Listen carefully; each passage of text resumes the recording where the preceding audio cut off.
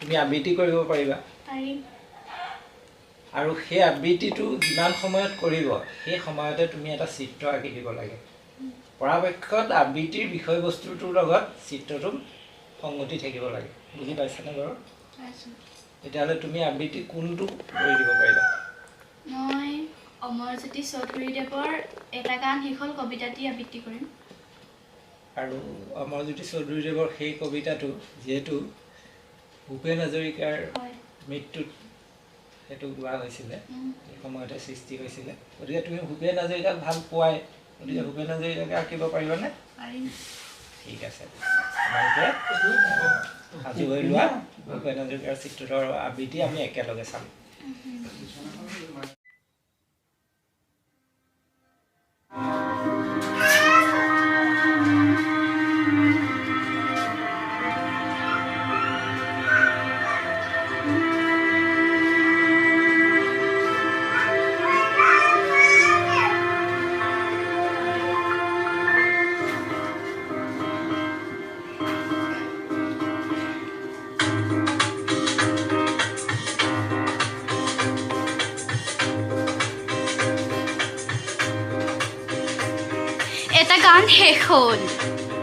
এটা গান শেষ হ'ল যি গানলৈ ৰৈ থাকে সমগ্ৰ জাতি সেই গান শেষ হ'ল যি গানৰ দোলাতে আছে আমাৰ বহাগ সেই গান শেষ হ'ল এটা গান শেষ হ'ল যি গানলৈ ৰৈ থাকে সমগ্ৰ জাতি সেই গান শেষ হ'ল যি গানৰ দোলাতে আছে আমাৰ বহাগ সেই গান শেষ হ'ল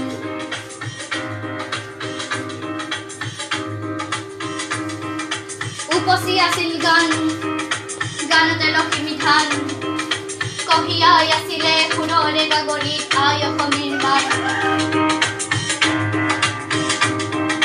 মৌচুমী মাতে আদি বান্ধিছিল বিশ্বৰ প্ৰাণ সেই গান শেষ হ'ল সেই নৈ শুকাই গ'ল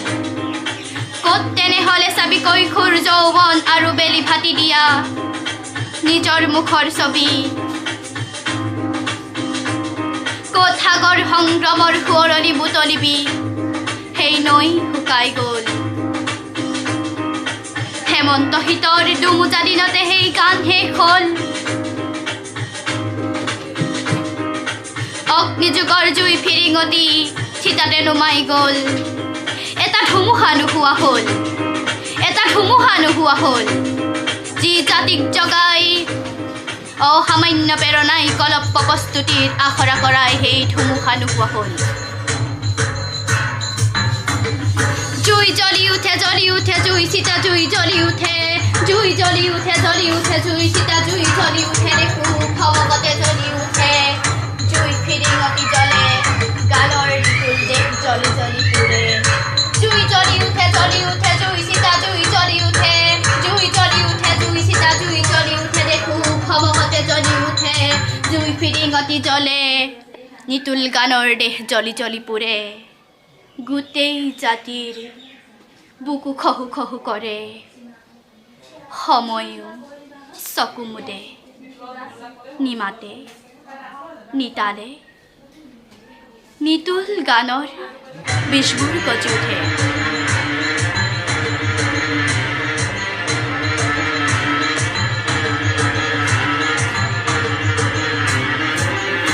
সেই গানেই আছেহি এতিয়া অ বুকুৱে ঠেকা খাই ধুমুহাৰ আগলতি নিচান উৰাই তেনে শেষ হ'ব কেনেকৈ এই অমৃত গানৰ দেহত গজছে নতুন গানৰ শেষত গজছে নতুন গান উপচি আহিছে গানতে লক্ষী ধান আই অসমীৰ মান উপচি আহিছে গানতে লক্ষ্মী ধান আই অসমীৰ মান মৌচুমী মাতে আতি বান্ধি দিছে বিশ্বখনৰ প্ৰাণ গানৰ শেষতো আহিছে নতুন গান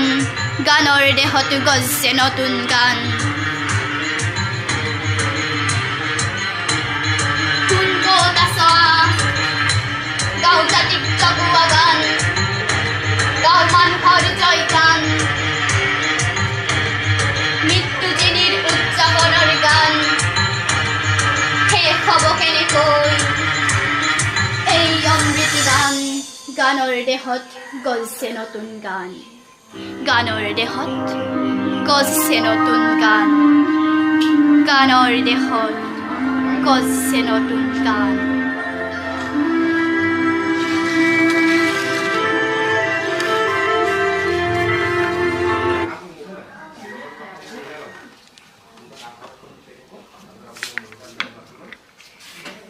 অনুৰাগ আমি তোমাক কি বুলি ধন্যবাদ জনাম একো ভাষাই বিচাৰি পোৱা নাই ইয়াৰ লগতে আমি অন্তৰাকো আন্তৰিক ধন্যবাদ জনাইছোঁ সুন্দৰভাৱে আবৃত্তি কৰিছা এইটো অমৰজ্যোতি চৌধুৰীৰ কবিতা ট্ৰেকত তুমি আবৃত্তি কৰিছা গতিকে এই সকলোবিলাক মিলি তোমালোকক আৰু আগবাঢ়ি যাবলৈ আমি ভগৱানৰ ওচৰত প্ৰাৰ্থনা জনাইছোঁ এতিয়া মই ৰঙালী বিহুৰ আগন্তুক ৰঙালী বিহুৰ শুভেচ্ছা জনাই আপোনাক এখন তুমি মোক উপহাৰ দিছা বহুত ধন্যবাদ লগতে কওঁ আজিলৈকে যিমানবিলাক উপহাৰ পোৱা হ'ল তাৰ ভিতৰত যিবিলাক উপহাৰ মই শ্ৰেষ্ঠতম বুলি মোৰ কাৰণে শ্ৰেষ্ঠতম বুলি ক'ব খোজোঁ তাৰ ভিতৰত এইটো অন্যতম ইমান ধন্যবাদ জনাইছোঁ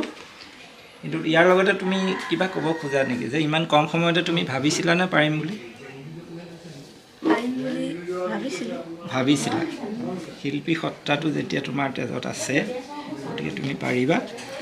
আৰু সম্ভাৱনা আছে তোমাৰ তিনিওজনৰ সম্ভাৱনা আছে গতিকে আমি তোমাক পুনৰবাৰ ধন্যবাদ জনাইছোঁ শেষত অন্তৰাক মই এটা কথা কওঁ ইতিমধ্যে তুমি যিবিলাক থলুৱা গীত বাদ্যযন্ত্ৰ এইবিলাকৰ লগত সংগত কৰিছা গাইছা বিয়ানাম গাইছা তাৰ লগতে আৰু এটা তোমাক মই প্ৰদৰ্শন কৰিবলৈ কৈছোঁ সেইটো হৈছে ভোৰতাল নৃত্য তুমি ভোৰতাল নৃত্যৰ বিষয়ে জানা কি জানা অকণমান ক'ব পাৰিবা নেকি ভোৰতাল সত্ৰীয়া সংগীতত ব্যৱহৃত এবিধ ঘনবাদ্য ভোৰতাল হৈছে কাঁহ ধাতুৰে নিৰ্মিত নৰহৰি বুঢ়া ভকত বৰবায়নে ভোৰতালৰ সৃষ্টি কৰিছিলে আৰু মই মোৰ ভোৰতালৰ প্ৰশিক্ষণ লৈছিলোঁ আমগুৰি পুবেৰুণ সত্ৰীয়া সংগীত মহাবিদ্যালয় ঠিক আছে তুমি উত্তৰটো ভালকৈয়ে দিছা গতিকে এতিয়া তোমাৰ পৰা এটা ভোৰতাল নৃত্য এইটোৱে শেষ হ'ব গতিকে তুমি সাজু হোৱা বনে বন মালি বেনু বজাওত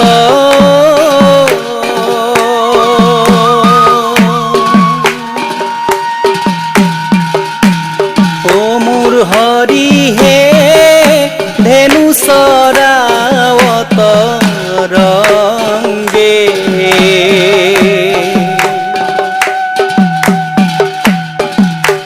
কিয় শৰীৰ নিৰ্মল ভুৱন উজ্জ্বল কৈলো কানু কালা অংগে বনে বন মালি বেনু বজাৱত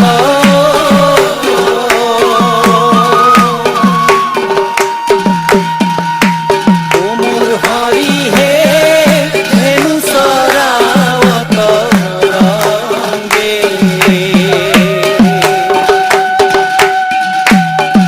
কিয় শৰীৰ নিৰ্মল ভুৱন উজ্জ্বল কৈলো কানু কালা অংগে নয়ন কমল বয়ন উজ্জ্বল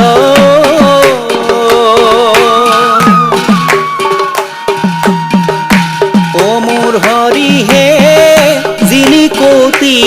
এক হসি কিয় সুবলিত ভুজ দেখিয়া মৃণাল ৰহিল পংকজ পক্ষীহে বনে বনমালী বেণু বজাৱত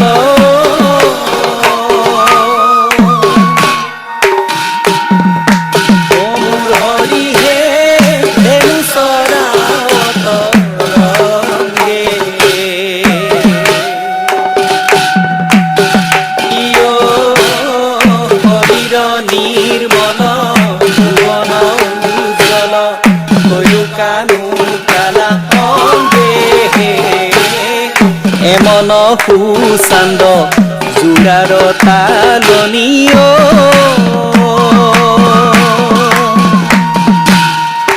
ও মোৰ হৰিহে দেখি নাহি কোনো কালে কিয় বংকিমললিত ভুৱ সুবলিত দেখিয়া পৰাণ হালে বনে বনমালী বেণু বজাৱত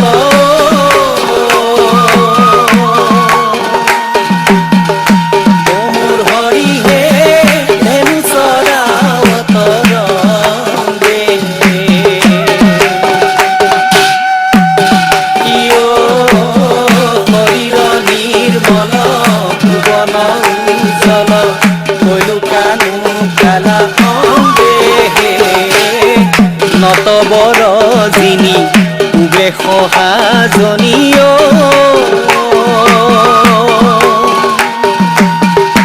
ও মোৰ হৰিহে